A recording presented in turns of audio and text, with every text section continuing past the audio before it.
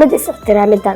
ereyga ixtiraamka wuxuu ka yimaadaa ereyga laatiinka ixtiraam macnaheedu waa feejignaan iyo tixgelin ixtiraamka ayaa ah mid ku weyn diinteena islaamka oo ah wax lagu daydo waxa ugu wanaagsan waxaa looga doonayaa qof weyn iyo mid yarba inaad ixtiraamtid si adiguna aad heshid silamida sidaasi haddii aad rabto inaad wax ka barato ixtiraamka waa muhiim inaad muujisaa deganaan aad ku qaylinin dadka kale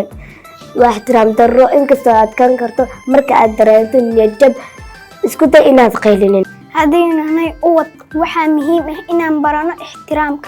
ixtiraamkaas waxaa naga mudnaan kara waalid walaal waayeel iyo nooc kasta dunida saaran inaan u muujiso ixtiraam gooni ah naabka dareenka dadka kale waxaa laga yaabaa inaynan waxba kula ahayn laakiin wax walba ay iyaga ula macno tahay